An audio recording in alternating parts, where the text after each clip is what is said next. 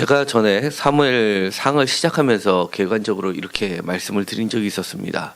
사무엘상은 구약학자들 사이에서도 매우 어려워하는 성경 중에 하나라고 말씀드렸습니다. 왜냐하면 이것이 매우 고대의 역사를 많이 담고 있고, 그리고 또 사본도 특히 마소라, 그러니까 헬라어로 된 성경 70인 성경이 아니라 히브리어로 된 성경 그 자체는 많이 이렇게 손상이 되어 있었습니다.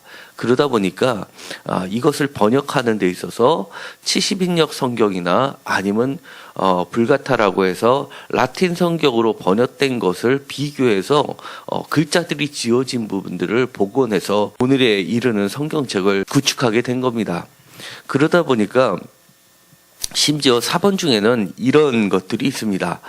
이렇게 일정한 양피지라는 것이 딱 정해져 있다 보니까 필사자들이 옮길 때 히브리어는 오른쪽부터 쓰다 보니까 오른쪽에서 처음 시작하는 단어와 둘째 줄에서 시작하는 단어가 똑같으면 쓰다 보면 잘못 써가지고 그 아예 한 줄을 빼먹고 그 다음 줄 셋째 줄부터 쓰는 경우들이 헬라어 원문에는 분명히 있는데 그게 빠지고 히브리어에는 그것이 생략되어 있는 사본들도 발견이 된 겁니다.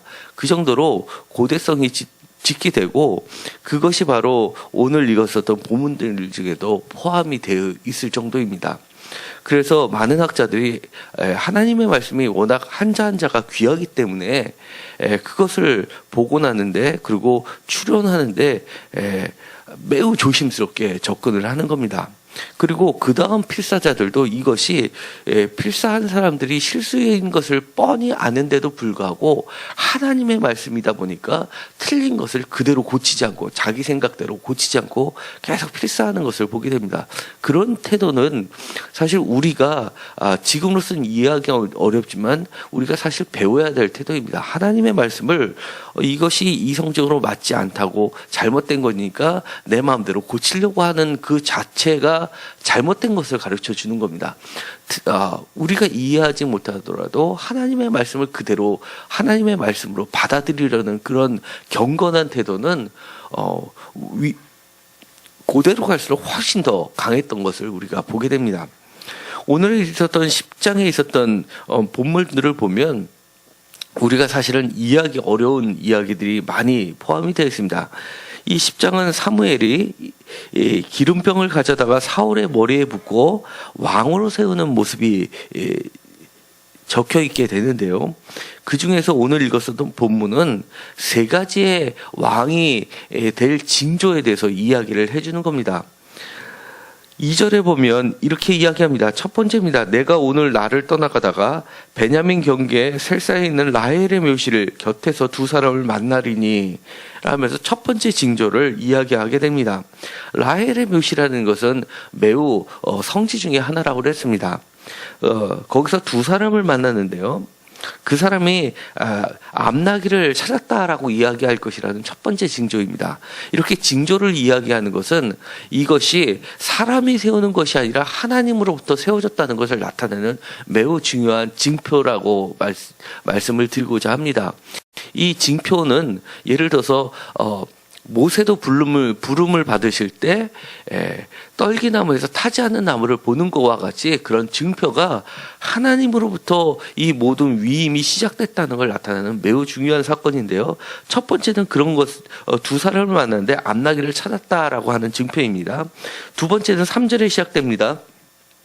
내가 거기서 더 나아가 다벌 상수리 나무에 이르면 거기서 하나님을 배우려고 베델로 올라가는 세 사람을 만나리니 라고 하면서 다벌 상수리 나무 근처에 가면 거기서 하나님을 배우려고 베델로 올라가는 세 사람을 만나는 게 두 번째 징표입니다. 그리고 여기서 보면 상수리 나무라는 것은 우리가 사사계에서도 볼 때 매우 성스러운 나무 취급을 했고, 그리고 대표적으로 여기서 상수리 나무에서 하나님께 제단을 쌓고 예배드리는 모습들을 볼 수 있었습니다. 그런데 이것이 나중에 열왕기 상하로 가면 이곳에서 우상 숭배하는 것들로 많이 변질이 되다 보니까 이것을 비판했었지만, 아브라함 시대를 가면 그때는 분명히 제단의 역할이 컸다는 것을 우리가 알 수 있었습니다. 여기서도 마찬가지로 상수리 나무라는 이야기가 나온다는 것은 하나의 성전 개념으로, 산당 개념으로 볼 수가 있습니다. 특히 이때는 예루살렘 성전이 지어지기 이전이기 때문에 곳곳에 하나님을 만났다라는 경험을 기념하기 위해서 그런 곳에다가 제단을 쌓던 것들을 보게 됩니다. 그러니까 이 제단이는 아마 성스러운 곳으로 하나님을 배우려고 올라가는 세 사람을 만나는데, 그리고 이 베델로 올라간다라는 건 지역적으로 윗부분에 있기 때문에, 높은 지대에 있기 때문에 베델로 올라간다라는 표현을 쓴 겁니다. 그런데 세 사람을 만났는데, 한 사람은 염소 새끼 셋을 이끌고, 한 사람은 떡 세 덩이를 가졌고, 한 사람은 포도주 한 가죽 부대를 가진 세 사람입니다. 그것이 두 번째 징표인데요. 중요한 게 4절에 나와 있습니다. 그들이 내게 문안하고 떡 두 덩이를 주겠고 너는 그의 손에서 받으리라 라는 게 두 번째 징표의 핵심입니다.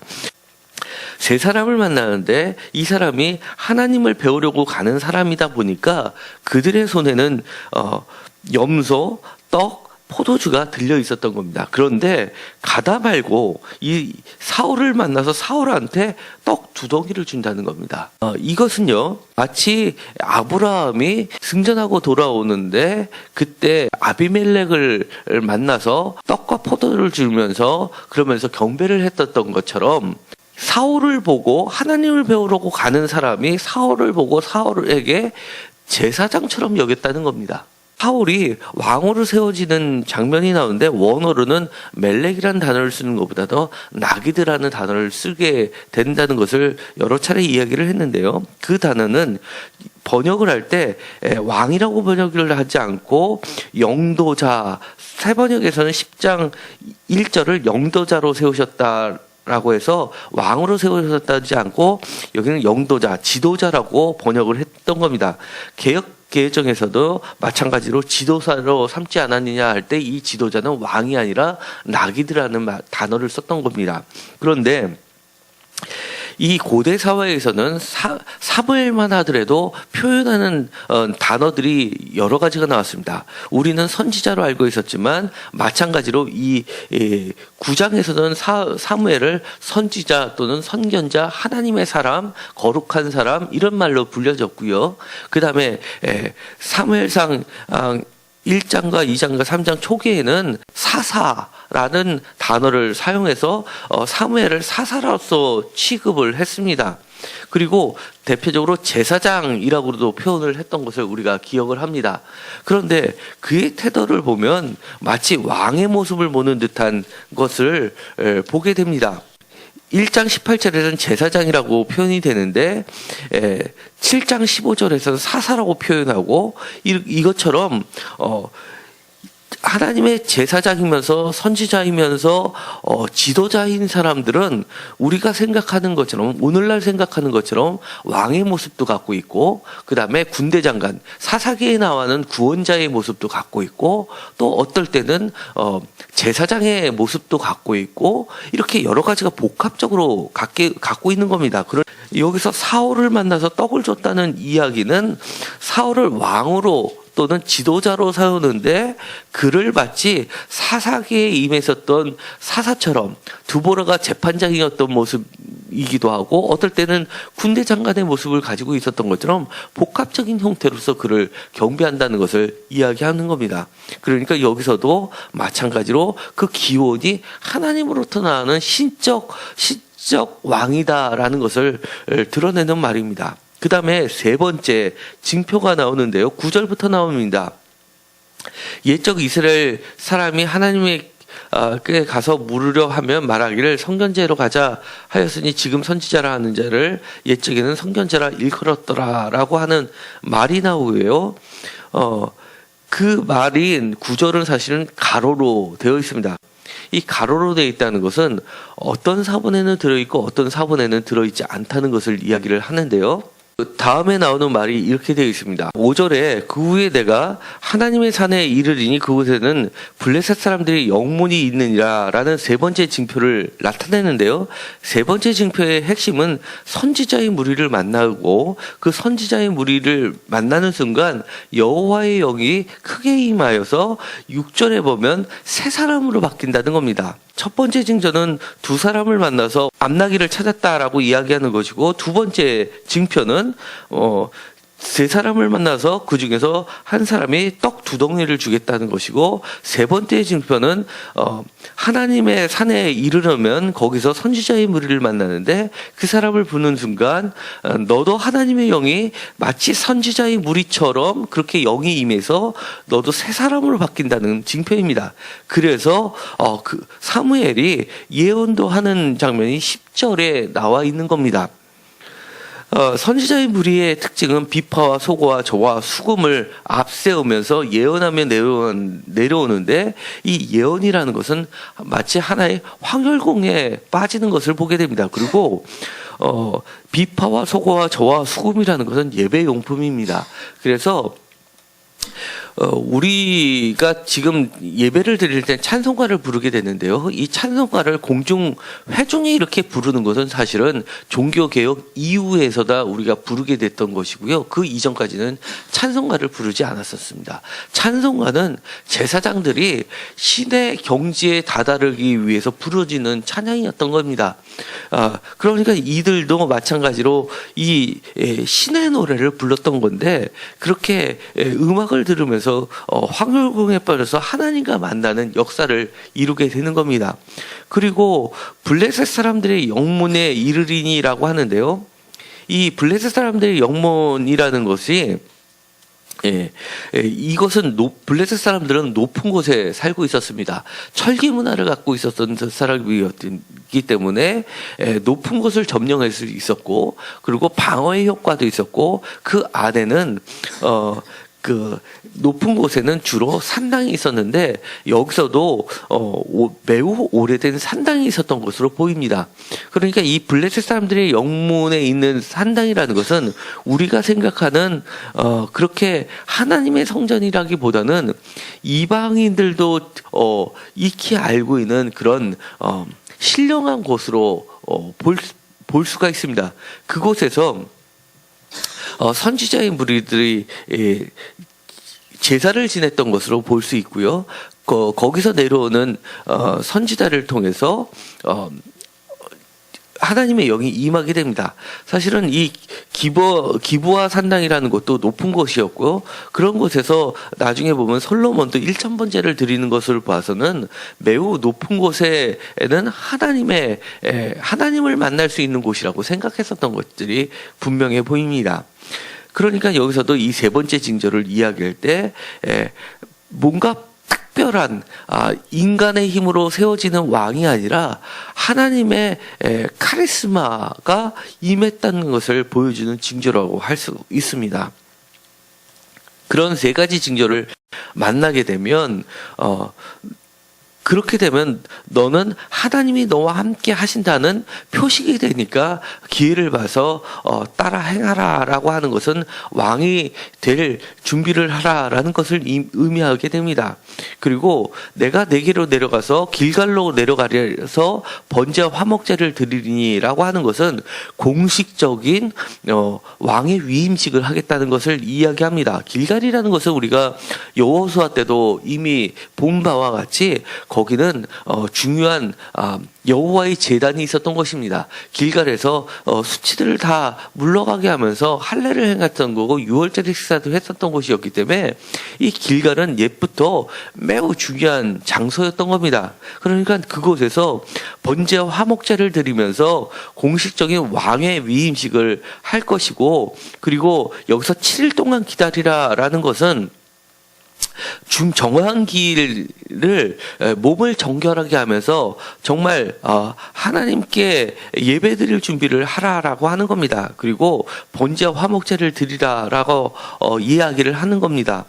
그런데 이 뒤에 보면 바로 사무엘이 백성을 미스바로 불러서 여호와 앞에 모이고 그리고 나서 사무엘을 뽑게 됩니다. 사무엘은 제비로서 뽑히게 되는데요. 그것은 하나님께서 직접 뽑으셨다는 얘기가 되는데 제비를 뽑혔는데 22절에 보면 사울은 진보다리 사이에 숨는 겁니다. 그러니까 이미 자신도 왕으로서 하나님의 왕으로서 선택이 받았다는 것을 그 전부터 이미 알고 있었음에도 불구하고 두려워서 숨는 그런 겸손한 모습을 보였음을 알 수 있습니다. 그리고 나서 모든 사람들이 왕의 만세를 부를 정도로 그렇게 흡족하게 여기고 25절에 보면 나라의 제도를 백성들에게 말하고 책에 기록하게 됩니다. 여기서 번제와 화목제를 드리고 왕을 세우게 가르친다라는 이야기는 사실 그 뒤에 있는 미스바에서 이미 자세한 이야기들을 했는데도 불구하고 그 다음에 보면 11장에 보면 전쟁의 이야기가 나오고요. 그리고 나서는 또 13장에 보면 블레셋과의 싸움이 나옵니다.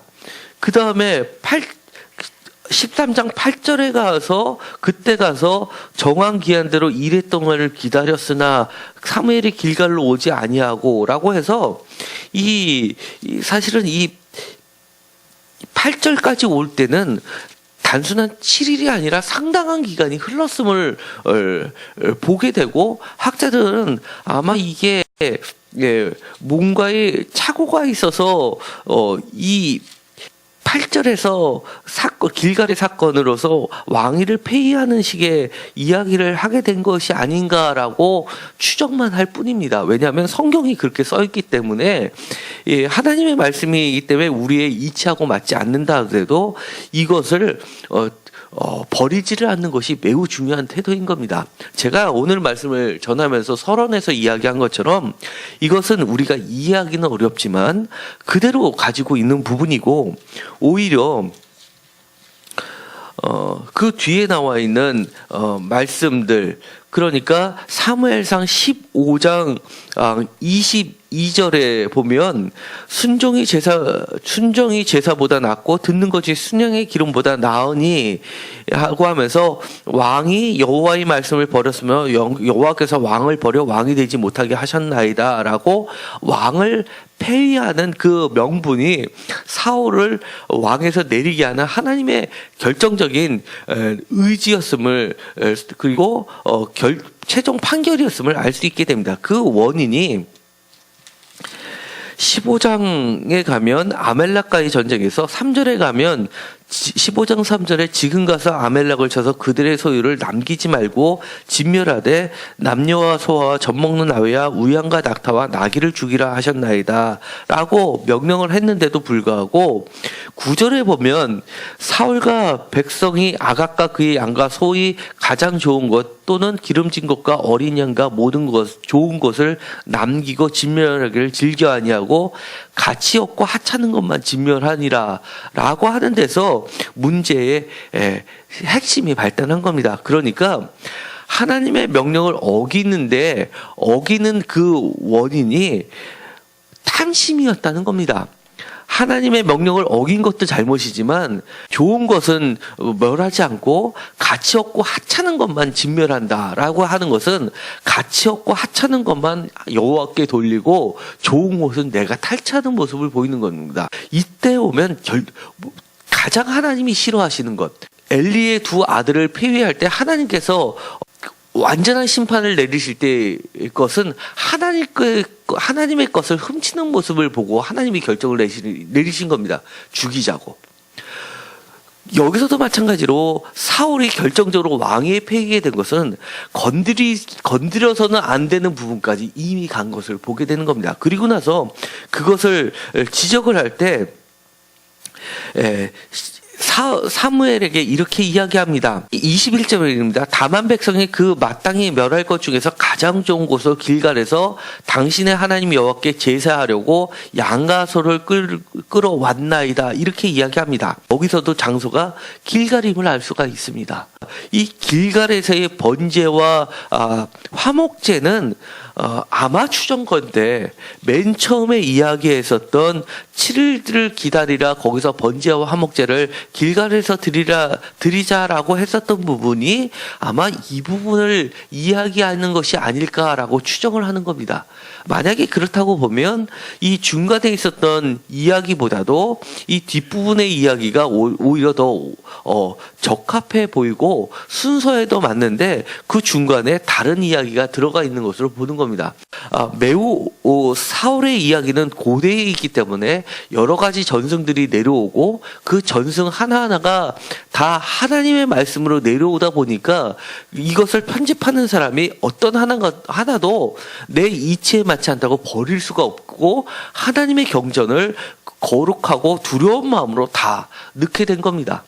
그들도 이것이 뭔가 맞지 않다라고 생각했음에도 불구하고 내 생각보다 하나님의 생각을 먼저 앞세워서 이것을 내려놓는 그리고 편집하는 아름다운 모습들을 우리는 사실은 여기서 읽어야 되는 겁니다.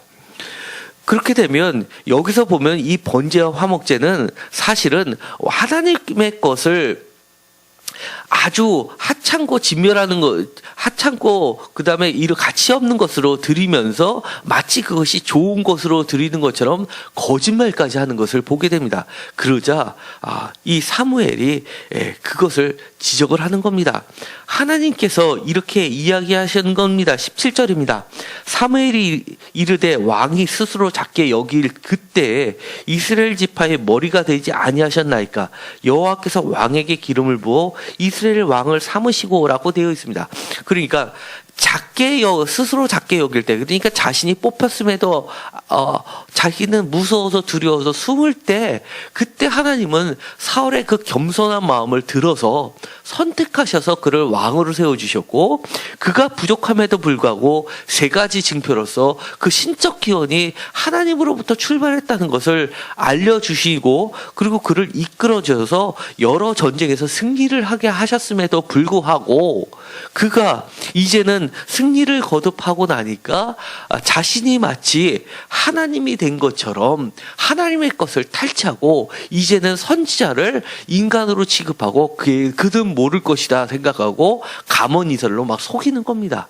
이것을 하나님은 모른다고 생각하는 그 생각 자체가 이미 왕으로서 넘지 말아야 될 선을 완전히 넘어간 것을 보게 되는 겁니다. 그래서 그를 폐위를 하게 하나님께서 결정하신 것을 우리는 볼 수 있는 겁니다. 사실 이 10장은 매우 어렵고 이해하기도 난해하기 때문에 제가 좀 건너뛰었던 부분이 있었는데 또 알고자 하는 마음들이 있으셔서 이렇게 전하게 됐습니다. 때로는 이렇게 말씀을 보다 보면 좀 건조한 느낌이 듭니다. 그렇지만 이런 것들을 알아야지만 또 다른 뒷부분에 가서 이것을 안다는 전제에서 다른 말씀을 할 때 그 깊이가 알고 듣는 사람과 모르고 듣는 사람은 그 깊이가 틀려질 수밖에 없는 겁니다. 사실 어저께 드렸던 말씀이 사실 그 오늘 말씀의 그 다음에 이어질 핵심 중에 하나입니다. 하나님께서는 세우실 때는 부족해도 하나님이 직접 세우셨다는 것, 그리고 우리에게 새 마음을 주셨다는 것, 그래서 우리가 하나님이 주신 힘으로 기름으로 부음받는다는 것은 성령으로서 지금 우리를 기름 부으셨다는 것을 우리가 깨닫고 우리를 왕으로, 제사장으로, 사사로, 구원자로, 그리고 새 이스라엘의 지도자로 세우셨다는 걸 감사함으로 여기고 우리들에게 맡겨진 직분들, 성도의 직분, 집사의 직분, 권사의 직분, 장로의 직분, 그 다음에 저 같으면 이런 사역자의 말씀을 전하는 자의 직분을 잘 감당하는 저와 여러분들이 되셨으면 좋겠습니다. 기도하고 마치기로 하겠습니다. 하나님, 우리가 말씀을 보면 때로는 어려워서 잘 이해가 가지 못하는 부분도 있습니다. 또 어떨 때는 앞에 부분과 뒤에 부분이 잘 맞지 않는 것처럼 보일 때도 있습니다. 그러나 그 모든 말씀이 하나님으로부터 직접 주어졌던 말씀임을 우리는 고백하고 그 어떤 하나라도 흐트러짐이 없이 모두 하나님의 것으로 받아들이는 그런 귀한 성도님들이 모두 되게 하여 주옵소서. 그 어떤 글자 하나도 놓칠 수 없이 하나님의 뜻이 담겨져 있는 매우 귀한 말씀입니다. 어떻게 하나님께서 지도자로 세워지시고 왜 하나님이 그 세우셨던 그 지도자임에도 불구하고 하나님께서 후회하시면서 그를 내칠 수밖에 없는지를 우리가 깨달아서 하나님이 세워주셨을 때 그것을 귀하게 여기고 끝까지 겸손하게 하나님이 주신 힘으로 하나님이 명령하신 그것을 바르게 따르는 자들이 되게 하여 주옵소서.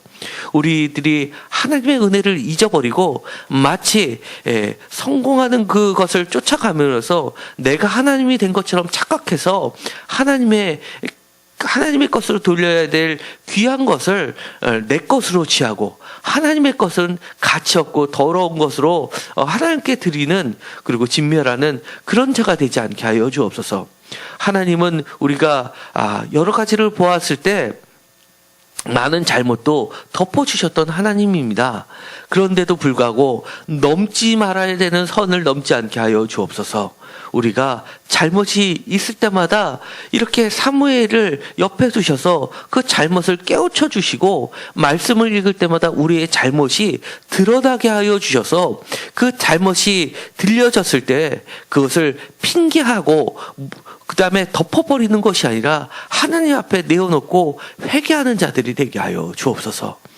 우리가 그럴 때마다 하나님의 영원한 하나님의 사람으로서 세워짐을 깨닫게 하시고 오늘 있었던 이 말씀을 평생 잊지 않고 귀하게 여기고 받들며 살아가는 저와 성도님들이 모두 되게 하여 주옵소서.